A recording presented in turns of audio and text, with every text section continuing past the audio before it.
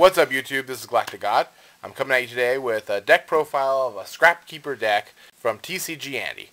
Alright, YouTube, it's TCG Andy. I'm going to show you the Scrapkeeper deck that GalacticGod just introduced. I play 3 Scrap Beast, level 4 tuner. When it's destroyed by a Scrap card, I can add a Scrap monster from my graveyard besides Scrap Beast back to my hand. I also play 3 Scrap Chimera. Allows me to get back the Scrap Beast and can only use for a synchro material of a Scrap monster. That's the Scrap aspect of the deck. The Gravekeeper aspect, I play 3 Gravekeeper Spy. Gravekeeper Spy is a great card. Creates floater monsters for Scrap Dragon to use, plus he's a 4-star so I can exceed and I can synchro with him. 3 Spy is generally played, but I play 1 Gravekeeper Descendant just in case my Spy, I've used 2 Spies already and I have 1 left. The Descendant also creates a floater, can pop with my Gravekeeper Spy, creates the floater for Scrap Dragon, and also is a 4-star Dark that I can synchro with. No Scrap deck is not complete without 3 Reborn Tengu. We all know what Tengu does, we complain about it. So I play 3 Effect Veiler. Stops the Insector matchup, stops the Fairy matchup, and also stops part of the Plant matchup, depending on what's going on with this. I play 2 Maxx. Whenever they special summon, draw a card.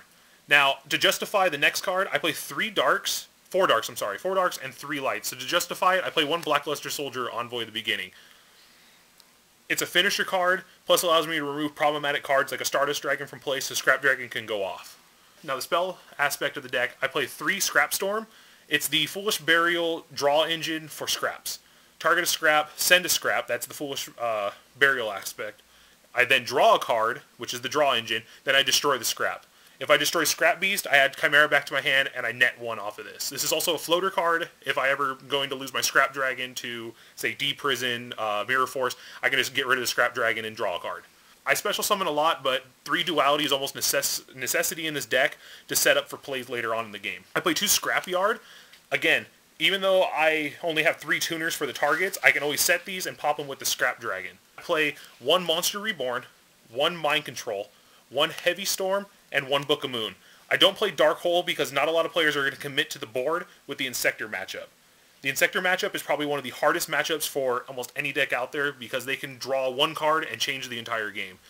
Now, the Trap lineup, let me get these out of the way because we're getting a little congested. I play 3 Fiendish Chain. This is seeing a lot more play now with the Dinosaur matchup, the Tour Guide matchup, or the Plant matchup, I'm sorry, and even the Angel matchup. Negates the monster effect and they cannot attack. That is a fantastic card, and also creates a floater, again, for the Scrap Dragon. So, then I play 2 Call the Haunted.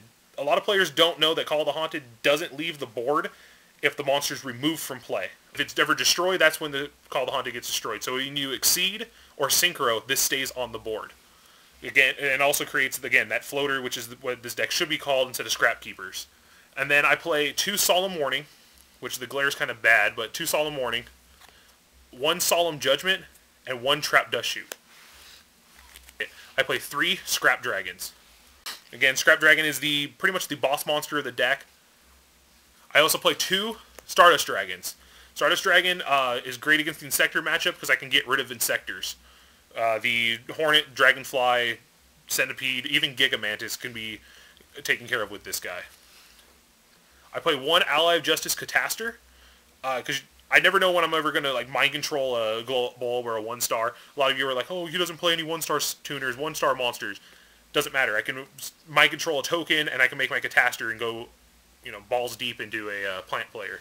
I play 1 Black Rose Dragon. Again, I don't play any 3-star monsters, but I can always snag it with the mind control or Reborn.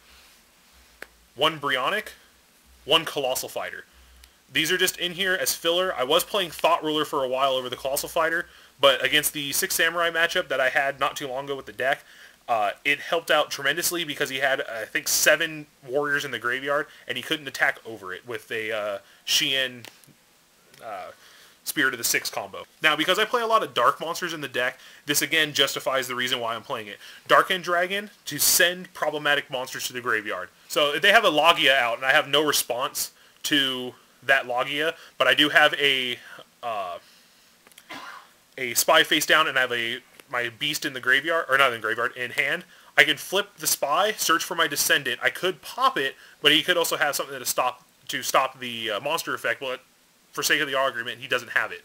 I summon the Scrap Beast, I synchro together, I then send the Logia, I don't have to worry about the Logia anymore. So that's the reason why I play one Dark End Dragon. So I play the one Scrap Twin Dragon, which actually has won me one game where I bounce back to Call the Haunted for the next turn to set up for a Scrap Dragon to come out. One Trishula, I never know when I'm going to reborn or steal a monster from my opponent that's a 1-star. I play one Leviair the Sea Dragon, a number 39 Utopia. 25 beater, can negate attacks, it's a great card. Alright guys, that was the Scrapkeeper anti-meta deck, and thank you for watching, and leave comments below, and subscribe, and follow TCG Andy on YouTube.